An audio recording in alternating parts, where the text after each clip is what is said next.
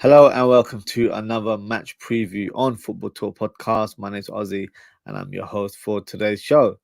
The season is almost at a close as we approach match week 37, but we face a tricky away game against Aston Villa on Monday night. So let's analyze the recent form of both teams. I'll then present the team news and also predict the lineups. So let's start with the home team, and that's Aston Villa. Fortunately, they've dropped off in form in the last couple of weeks. Since the draw against Chelsea, they lost their first leg 4-2 in the Europa League against Olympiacos.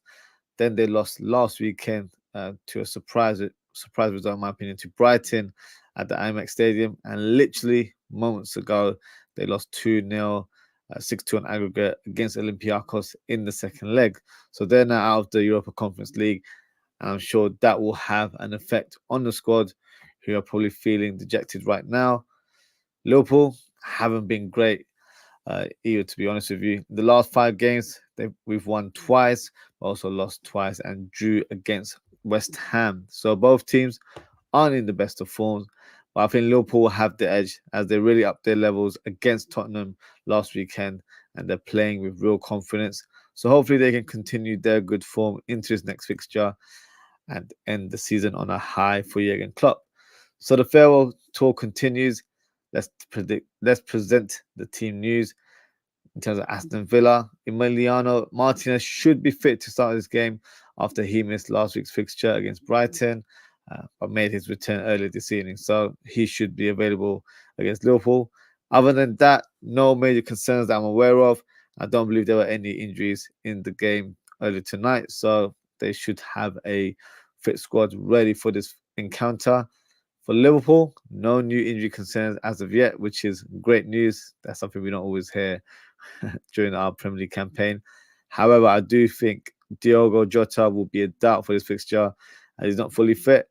But I'm sure Jurgen Klopp will confirm these details tomorrow afternoon, as he's got a press conference during, I think it was midday. Midday is normally the time they do it.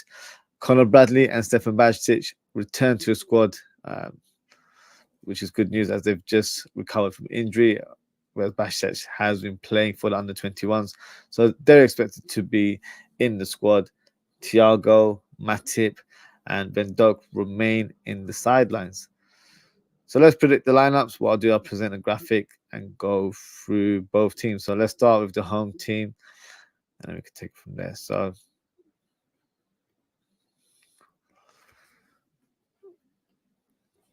here we go. This is the home team. So normally Aston Villa deploy a 4-2-3-1 formation. Today they played a 4-5-1, so they had a complete defensive lineup. But in this fixture, their normal shape and normal formation, they play a 4-2-3-1. So let's predict the lineup. It won't be too difficult to predict. I don't believe they have any injury concerns as of yet. So Martinez will reinstate his position in the lineup. So there he is. And then in terms of left back, it will be Luka Dean. He's picked up some form in recent weeks. You've got Konsa, normally a centre back, but will play right back in this fixture. And then you have Diego Carlos. And you've got Pau Torres, who has been good this season. They've actually formed a good relationship as a centre back pairing. So that is the back four, a strong back four, to be honest with you guys. Now, in terms of the double pivot, I'm not too surprised in terms of who we're going to see. So it'll be Douglas Luiz, who's had a fantastic season. Plenty of assists to his name. Has even gotten a score sheet himself as well, playing as a DM. That's quite a stat. And then we've got McGinn, who for me has been probably an unsung hero in this team. I feel like he's been really good in the first half of the season. I think I actually had him in my team in the season so far. That's how impressed I was with him. So, yeah, very, very good season for the Scottish midfielder. In terms of the advanced three, you have Bailey and Diaby. So normally they've been rotated for the right wing position, but both players are more than capable of playing on the wing. And the big question will be who plays right wing and who plays left wing, because normally it's Leon Bailey that plays on the on the left wing, and then you have Diaby on the right. I actually think it's going to be the other way around. So I think Diaby will actually start on the left wing, which he's more than capable of doing. He's played in that role for Leverkusen in the past. Predominantly played right during his time with Xabi Alonso as manager, but before that he did play left wing quite a bit. So that's not a new role for him. And same for Leon Bailey, another former Leverkusen player, can play left wing, right wing. So yeah, and it might be a thing where they might even interchange during the game. That's how comfortable they are on both wings. So definitely two players we need to be on the lookout for. But we'll touch on that very shortly. In terms of the number 10, you've got young player Rodgers, who's been fantastic since he joined the club. So yeah, normally a striker plays on the wing, but Unai Emery has deployed him as a number 10 since he joined the club in January. And then we've got Ollie Watkins, who's probably been one of the best strikers in the Premier League this season, scoring a huge amount of goals. And you should expect him to be selected for the England squad in the Euros. But we'll have that discussion another time. But in terms of the lineup, there is a strong starting 11, to be honest with you. The players to look out for from an attacking point of view is Diaby and Bailey. Bailey would definitely cut inside. Diaby, I think, will be occupying the byline, but then you might have Luka Dean coming here. So then you have these two as like more inside forwards. Rodgers will be around the edge of the box, threading through balls to Watkins. Watkins does tend to like to drift to the left-hand side, so it gives him a bit of an opening. And then you've got these sort of attackers there. So yeah, it'll be a very fluent attack with pure pace and aggression. Rodgers is very clinical as well, so definitely one to look out for. Douglas Luiz, for me, underrated on the ball. I think he has a great passing range, and McGinn will literally be up and down, box to box. So he'll be around box to box, and you have Douglas Luiz dropping in when required. So look, solid team. It's not going to be an easy encounter by without a shadow of a doubt. I think this team probably facing them at the right time as they've dipped in form. Obviously, they've lost the last two ties in the Europa League, so they will definitely be feeling deflated after this evening's fixture. So, yeah, probably the best time for Liverpool to face Aston Villa. And at Villa Park, they've been very strong. They've hardly lost. They've only lost 2-3 occasions this season. So, yeah, they've certainly made their home stadium a fortress this year. So, this is my lineup. No huge surprises. Probably the strongest team available from the Villa squad. So what I'll do now, I will share the graphics for the Liverpool team. Before I do, just got a few comments here. Who says, this is Daz. It says, big up Aussie. Same as Sunday for me, depending on injuries. Yep. Like I would not be surprised with that. And then an alternative contrarian says LFC power. The power of... And it says our power as a collective. So yeah, so I'll do the Liverpool lineup and then we can discuss it in more detail. So what we'll do now is present the Liverpool graphics. Here we go. So as you all know, guys, 4-3-3, no surprise in terms of the formation setup. So let's begin with the team selection. So we've got Alisson in goal, never in doubt. And then we have the back three. So Robertson, if I can spell his name correctly, Robertson. Left back, I don't see him being rotated for Tsimikas. Only 2 fixtures remaining, so I think we'll be playing our strongest lineup in this fixture as well. Trent Alexander-Arnold takes the right back position. Conor Bradley is available, so he'll be a useful substitute or useful player to have in the latter stage of the game. Van Dijk, obviously, captain, will start this game. Last game it was Kwanzaa against Tottenham. I think he had a good game, to be fair. I'm actually going to go for Konate in this one. I think that might be the only player that gets rotated for this fixture. I know a lot of fans have kind of had a change of an opinion of Konate. due to his poor form in the last few weeks. But these things happen. They're human. They are going to go through little spells where they're not playing to their best capability. So I think the feedback or the viewpoint from a lot of fans is a little bit harsh. I still feel like he's a top quality centre back that we have in our squad. So I'm going for this back four in terms of the number 6, sticking with Endo and McAllister on the left side, number 8 role, who starts on the right hand side. There's only one man for me, considering what a performance he showed against Tottenham. You have to give it to RVL. It can't be anyone else. It can't be where you reinstate Szoboszlai in the team. Curtis Jones, Gravenberch for me, probably the closest one to get into the team before the Tottenham fixture. I thought he's had a good couple of weeks, but no, Harvey Elliott was sensational against Tottenham, so it's only right that he starts in this fixture as well and continues his good form before the season concludes. Right wing, Mohamed Salah claims his place there, and then Diaz on the left. Not many options there, so he takes his place on the wide area there. Now, in terms of the central striker, always a talking point amongst us fans. Who leads the line?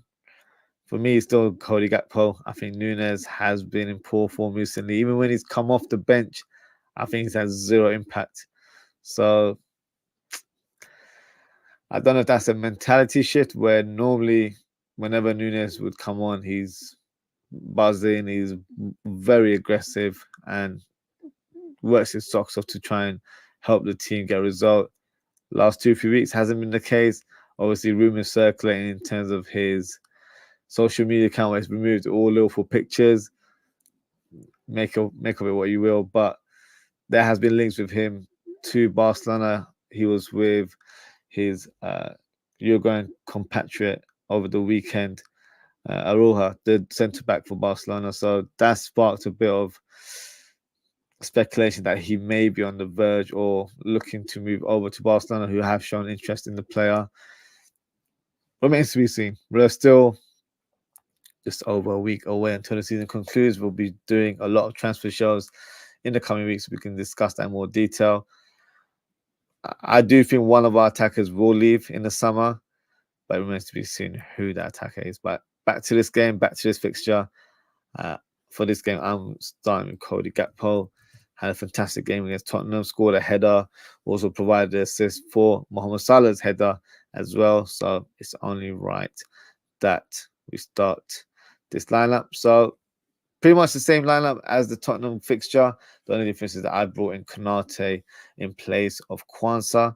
So yes, drop a comment and let me know what you guys think. Just going to go through the comments. And Contrarian says, cheers, Oz. Thank you for your comments. Appreciate your support as always. He says, we have a lot of power. If any man says otherwise, we will send pure power to fakes. We do have a lot of firepower, to be fair. If anyone disagrees with that, I'm not sure which other team has our kind of power where you've got 5 lethal attackers in your squad. So, yeah. Is Jota available, OZZIE'S? As far as I'm aware, I don't believe he's fully fit for this fixture, but Jurgen Klopp will give us an update tomorrow. He's got a midday press conference, so we'll have more information with regards to Jota. From what he spoke about last week, he hadn't even started training. So if he does train this week, I only expect him to do a bit of light training, but you never know sometimes with these players. So if he does train this week and they feel like he's fit enough, I very much doubt he will start this game, but he could be an option from the bench. From what I've heard or what I know, I don't think he's quite ready for this game. So he might make his return against his former club on the last day of the season. Liverpool 12th man said, big up Ozzy, big up 12th man. Appreciate your comment and support. And yeah, make sure you subscribe to his channel as well. Great support of myself, and obviously does a lot of great content there. So yeah, make sure you subscribe to his channel. And an alternative Contrarian says Jota is power, pure goal power. He really is. It's just a shame that he's got such a awful track record when it comes to injuries. Otherwise, for me, hands down, he's the first attacker in terms of the central role for me, ahead of Nunez, ahead of Gakpo. So, fortunately, just it's been a bit injury prone since he's been at the club, and that's why I feel like if Nunez was to depart in the summer, I do expect Liverpool to look at a number 9 in the summer. But at this stage, very, very hard to know. We haven't even appointed the new manager as of yet, so remains to be seen what the future plans are for the squad. And as I just said, big up to 12th man. Our LFC needs no bargaining power, ipso facto, the purest of any non-power. He says we need more power. Interesting. Yeah, we'll see in terms of what power we possess, and let's see what we do in this game as well. So I just got to comment from I'm trying, I shouldn't be this way, but Pablo Tan has power. Mate, it's almost the weekend, so yeah, knock yourself out. But in terms of power, do we have the firepower to beat this Aston Villa team? I believe we do. I believe we've picked up a bit of form. I know it's just one game, but I was very impressed with how he performed, especially from Harvey Elliott, who was really fantastic in terms of his pressing and set the tempo in terms of our passing around the final third. So no, as long as he sort of plays in that same kind of manner, I'm sure we'll have a good performance as a team. So in this game, I'm actually being a little bit hopeful. I'm actually going for a clean sheet. I think Liverpool will win 3-0. I know it's an away fixture, but I'm going on the basis that Aston Villa, they've just lost a two-legged tie against Olympiacos. Their morale will be rock bottom right now, and I don't expect them to be playing with any urgency or aggression. So I feel like this is the perfect time to play them. And they've pretty much secured Champions League football. Mathematically, yes, Tottenham, if they notch up some wins, but they've lost 4 in a row. So I doubt Tottenham will be troubling their position in the league. So yeah, so I think like they've achieved what they wanted to do, which was claiming 4th in the Premier League, and what an achievement that is, to be honest with you. I had them as a dark horse for the top 4 early in the season when I did my predictions. I just felt like they recruited really well last summer, and Emery, underrated manager in my opinion, has done a fantastic job. So in this fixture, I think Liverpool will get the nod and beat the Villains 3-0. In terms of the goal scorers, I'm going with Cody Gakpo. I'm going for Mohamed Salah. And why not? Let's see if Harvey Elliott can make it 2-2. So that is my goal scorers prediction there as well. So that is the end of the show. So thank you to everyone for tuning in. Thank you to Daz, Liverpool 12th man, and an alternative contrarian. I appreciate your participation as always, guys. If you haven't already, please don't forget to like, comment, share, and subscribe. In terms of upcoming content, the next show will be the live watch along for this game on Monday at 7:55 p.m. UK time. We'll then follow up with a match reaction at 11 p.m. UK time. It's also a calling show, so if you'd like to come on and have your say, the floor is yours. A link will be pinned in the live chat for you to have easy access. So make sure you hit that notification bell.